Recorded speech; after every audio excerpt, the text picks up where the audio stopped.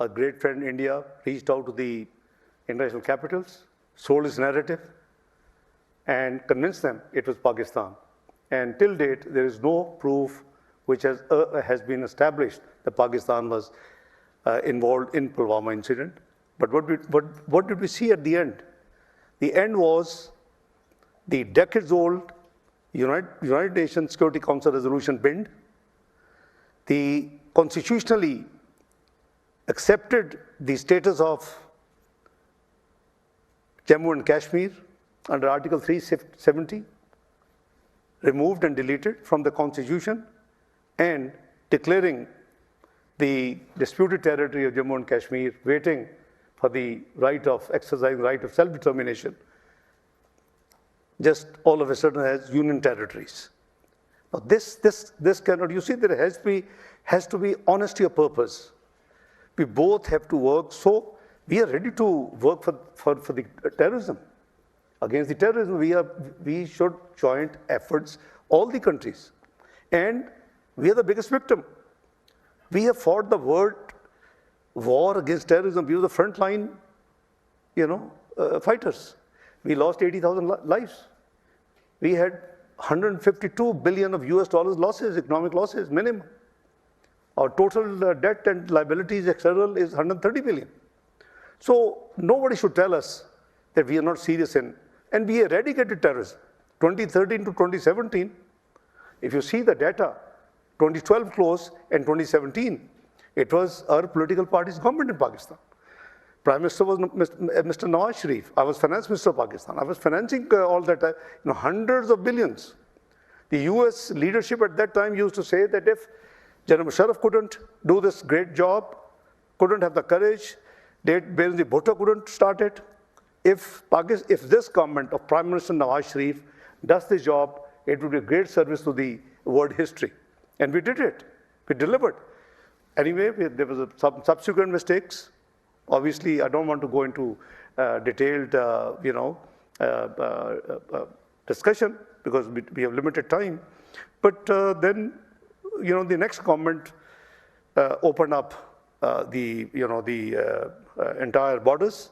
35 to 40,000 TTP people came back. 100 hardened criminals were released by that government. And there was resurrection of terrorism in Pakistan.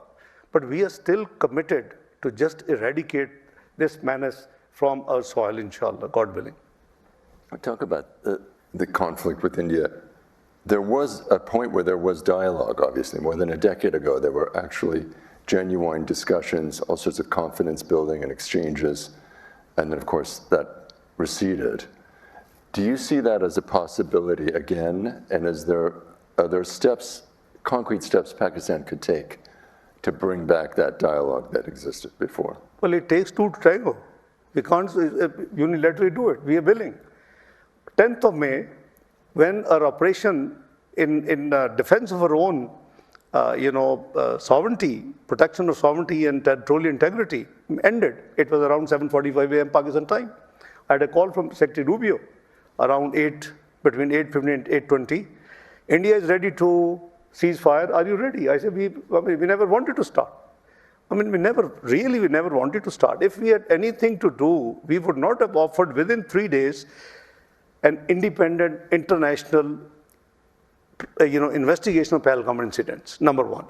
Number two, down the line, in the process, we proved that the statements by India, they're still on the website of their Foreign Office statement, that Pakistan attacked 15 military installations. We had attacked none at that time.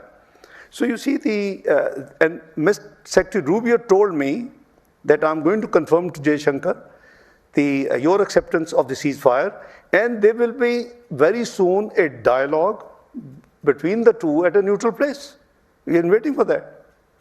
So we are ready, obviously, but the dialogue has to be composite dialogue that will be meaningful.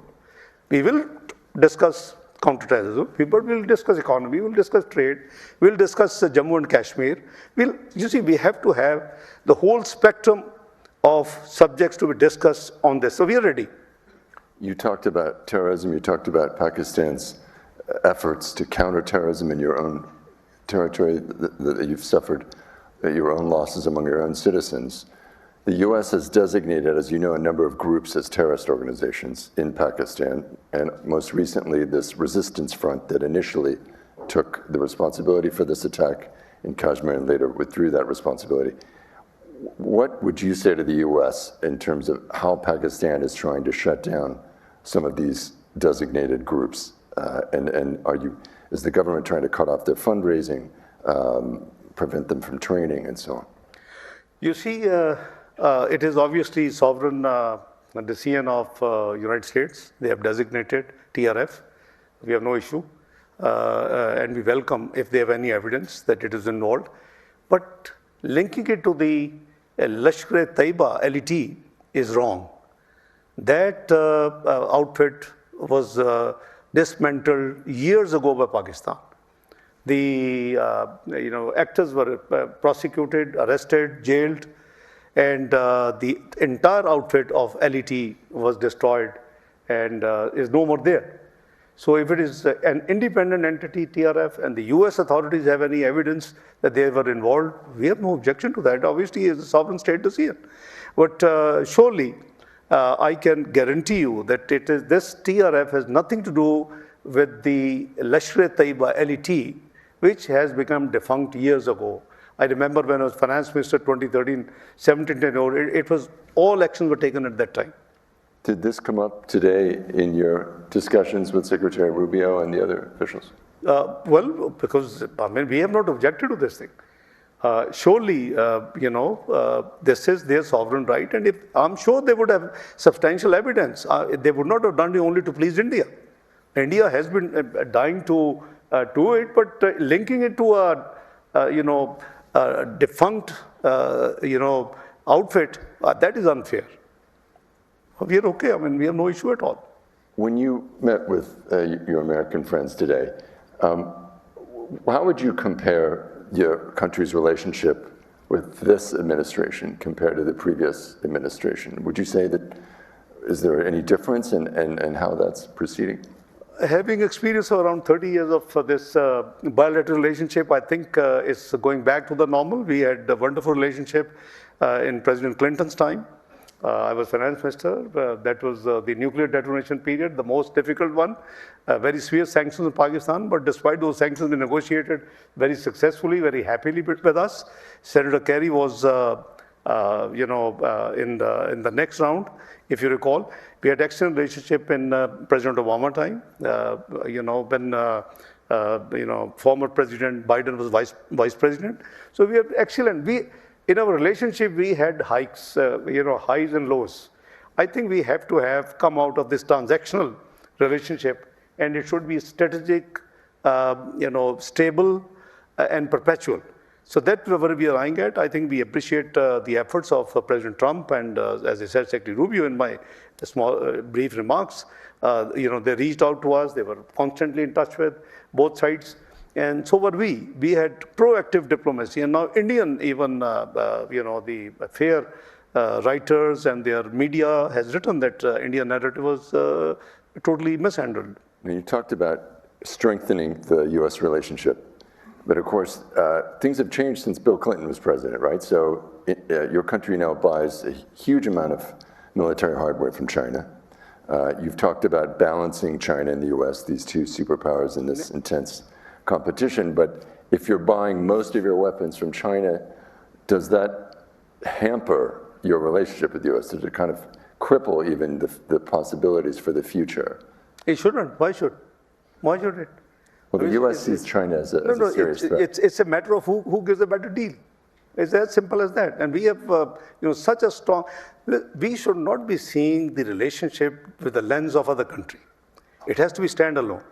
And I did say we have great strategic relationship with China, but we have long-lasting, friendship with the U.S. All the time.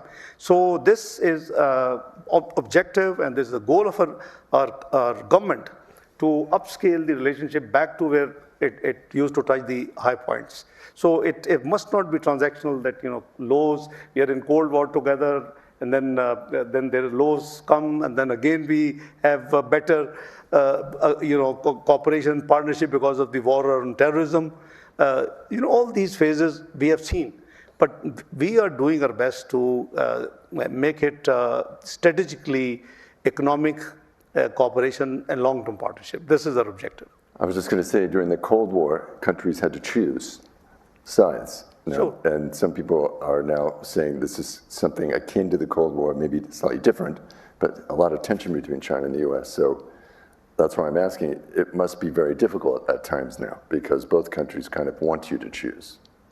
Well, I think we have played the role of, bridge between the two countries in the past, and we can do the same.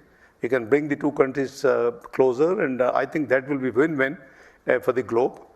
You will get millions and millions out of poverty, and that would be very positive.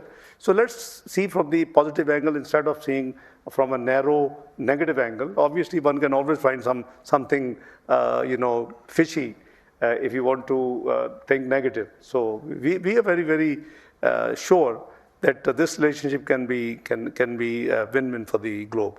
What is the outlook for trade now? There's a trade deficit, obviously a trade surplus for Pakistan with the US. You mentioned minerals. Would be quite a major development if that were to happen. That would also be a huge commitment for both countries, obviously.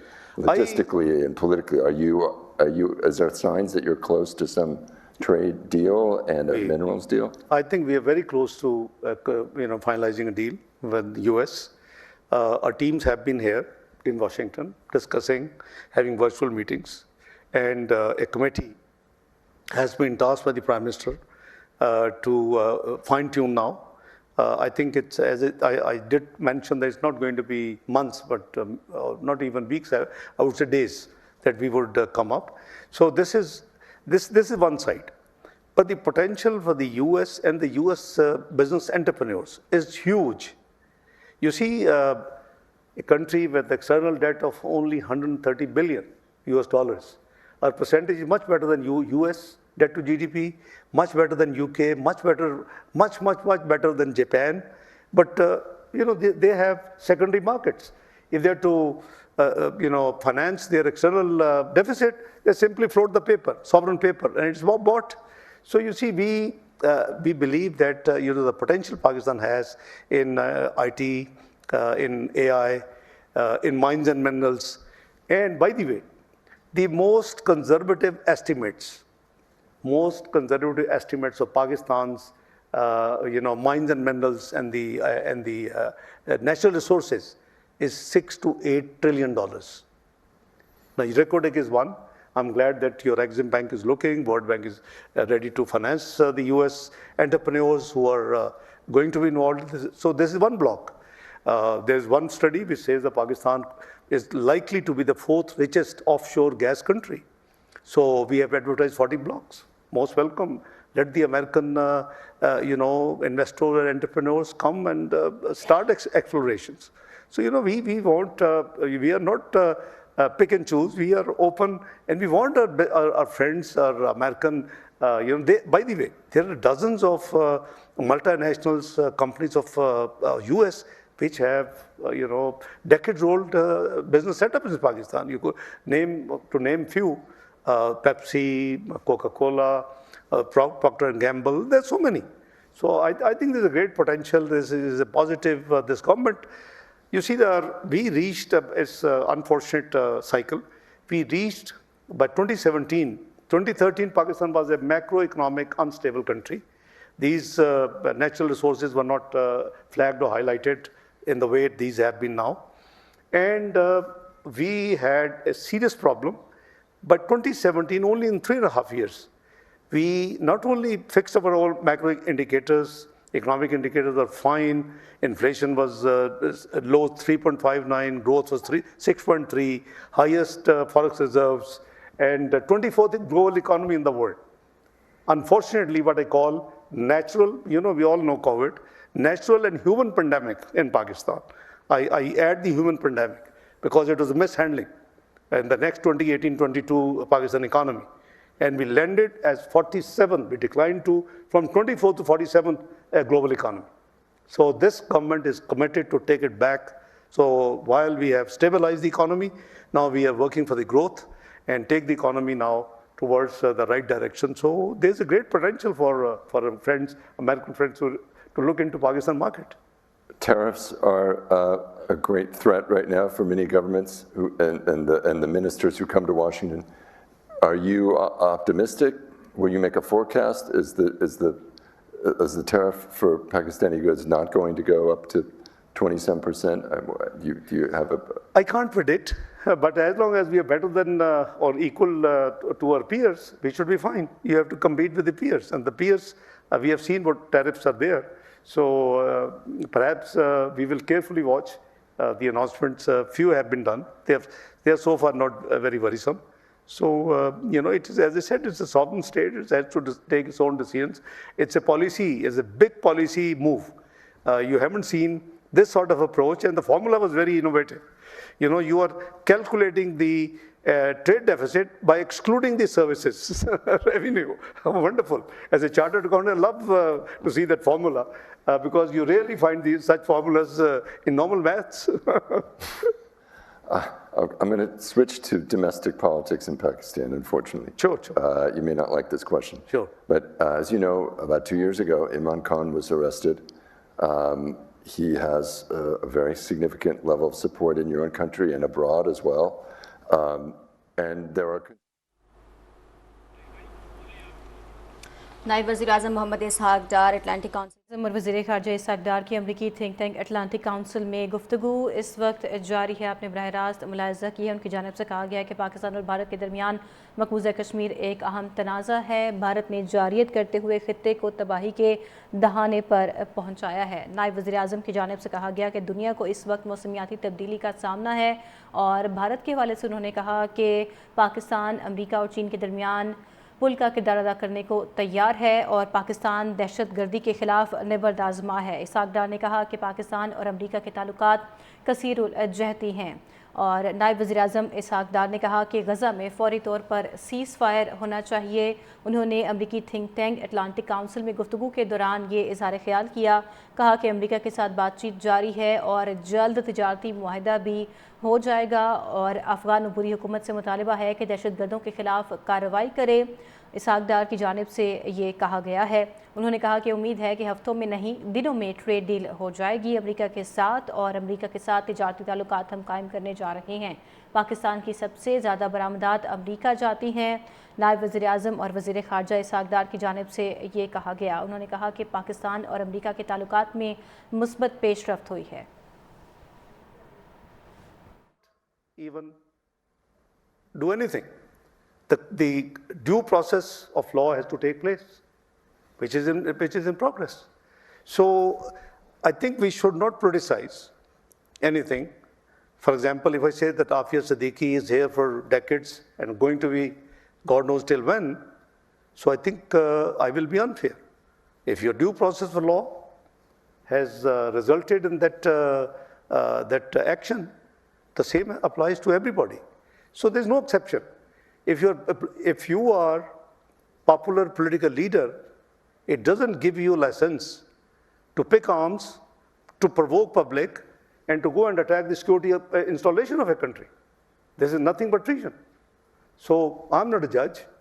I can't do anything. I used to facilitate, but even a man like me can't do anything. The due process of law will take its own course.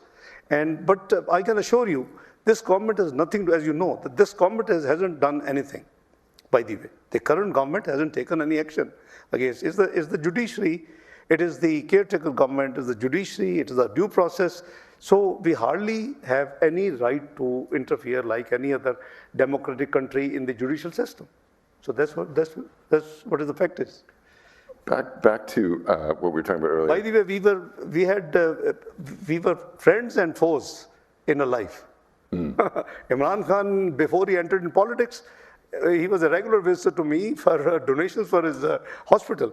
So it's not that we don't know each other, but I wish he should not have provoked, he should not have mobilized his party, taking the state. This was most unfortunate. I wish he should have done it. You talked earlier about terrorism. I just want to go back to that one more time. In militancy, there's been a resurgence of TTP to some degree, and there's been accusations that the government in Kabul has somehow given them shelter at times. Do you have any regrets or second thoughts about how Pakistan has dealt with the Taliban over the years in Afghanistan? And did you underestimate or miscalculate, perhaps, about how the Afghan Taliban would operate once in power? Well, first of all, let's talk about TTP, Tehrik-e-Taliban Pakistan. And I have regrets. I am concerned Pakistani. I just explained to you, perhaps one of the most disturbed Pakistani would be myself, who spent hundreds of billions between 2014 and 2017 to eliminate this menace. It is a great friend we talked about, his government. They just released the hardened criminals, over 100. They opened the borders, 35 to 40,000 TTPs came back. The Taliban's came back, they're resurrection. But we haven't given up. We have restarted this progress because it was a political party which did it in 2014, 2017, cleans up. We'll do it again. But yes, as a country, decision was, in my opinion, with hindsight, the most unfortunate one. Should not have. Neither those hardened criminals should have been released, who are now these suicidal bombers leaders, group leaders, nor the borders should have been reopened for all these Talibans to come free. And I don't know whether you remember somebody said that I'm only here in Kabul for a cup of tea. That cup of tea has caused us the resurgence of the militants in Pakistan, unfortunately. So I would like to open up the questions to the audience here and online. This is from a correspondent from Afghanistan International, so I thought that would be appropriate. Hello, everyone. My name is Arif Yaqubi, and I'm a correspondent for Afghanistan International. I have a question from the Pakistani Prime Minister, which has two parts. First part is Pakistan willing to engage and negotiate with the anti-Taliban groups in exile for the future of Afghanistan? And the second part is, does Pakistan regret supporting the Afghan Taliban in the past? And does it believe that the Afghan Taliban are out of control now and don't listen to the Pakistani government? Thank you so very much. For the sake of democracy, for the sake of helping Afghanistan, you must be aware, my friend, that Pakistan has not yet recognized the interim Afghan government, number one. We have engaged themselves, and we have taken actions 19th of April, 17th of July, for the benefit of the people of Afghanistan. Because you cannot, as a nation, many countries, for example, they have upgraded their diplomatic relations from charge d'affaires to ambassadorship. We have done it very recently, but many countries have done it long time back. And the government in Afghanistan recently has been recognized by one of the P5 members of the UN Security Council. So we are ready to do anything positive, engage in the interest, but we don't want to meddle in the internal affairs, nor we expect anyone to meddle in our internal affairs. That's number one. Number two, the past is, there could be a long debate on what happened in the past, what was good, what was bad. But I do, agree that we have to all work together to take all measures which, eliminates this menace of terrorism from the globe, because this is something which is obviously not tenable to any. There may be a huge distance between Pakistan. As I said, we are the biggest victim of terrorism. And, we have paid huge cost. But if we had not done it, perhaps that menace would have spread to even the United States of America by now. So we actually, contained it by losing our 80,000 people and hundreds of billions of dollars losses. Another question about Afghanistan. How does the Pakistani government assess Russia's recognition of the Taliban government in Afghanistan? Do you anticipate that other governments will follow suit. And I would add also, have you discussed the possibility of the U.S. somehow raising its profile in Afghanistan and perhaps increasing aid or changing its status there? Well, this action of Russia is obviously sovereign country. We can't, say that it should be done or should not be done. It is their sovereign right to decide, and they have done it. We haven't done it. That means we do not feel it appropriate at this stage. But we have, upgraded the charge d'affaires to ambassadorship in May, 30th of May. So that's number one. Do you anticipate the other governments will follow? No idea. I think you need a plebiscite or a voting to find out whether you will do it or not do it. But obviously, it is just anyone's guess. Okay, on to Kashmir here. Yeah. Covering the globe. Will the people of Jammu and Kashmir located between India and Pakistan still have the opportunity to decide their future, whether to form an independent state or to merge with India or Pakistan? Is that possible? We are absolutely ready. Under the auspices of United Nations, as per the UN Security Council resolutions, the Kashmiri people should be given the right to decide. It is them who have this basic right, and it must be exercised as soon as possible, because as per media reports, a lot of demographic changes are taking place in the Indian illegally occupied Jammu and Kashmir. So unless, sooner the better, but we are okay with any outcome. There's no problem at all. Obviously, it is their right to decide whether they want independent, they want to go with India, they want to come with Pakistan. We have no issue at all. We are stuck with the core decision of the UN Security Council, which remains unimplemented for the last over 7 decades. That has to be done. I want to go back to something that you said at the beginning in your opening remarks. You did mention Gaza, terrible scenes there that we're seeing. Did you discuss that with your American counterparts today, and what the U.S. role could be to try to resolve the situation and use its influence with Israel and to try to forge a ceasefire? Do you have any updates or how they? Well, number one, we have actually discussed in the, because Pakistan has the presidency of UN Security Council this month in rotation. So I basically, I came for 2 signature events, ministerial open debate, and one was on, also Palestine, just on Wednesday. The other one was multilateralism, this peaceful settlement of disputes, which we believe is the diplomacy and dialogue is the way forward. And, we did discuss all regional and global issues, which obviously includes Gaza. At the moment, we are concerned because humanitarian, aid is totally blocked. Now people are dying of hunger. This is something, again, it's a typical, Jammu and Kashmir alike situation. Palestine, even worse. So, we encourage that all and sundry should do its best to stop, what's happening, get a ceasefire, come to the 2-state solution, let them have the right to live, both of them, and that's the way forward with the, 1967 borders and Al-Quds al-Sharif. I think this is it's doable, but somehow, this hostages issue, other pretexts, the recent decision in last 48 hours I think they've done legislation to annex West Bank. It won't go well.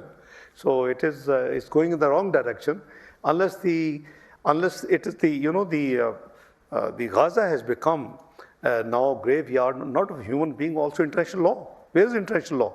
Why these institutions were set up 80 years ago in San Francisco?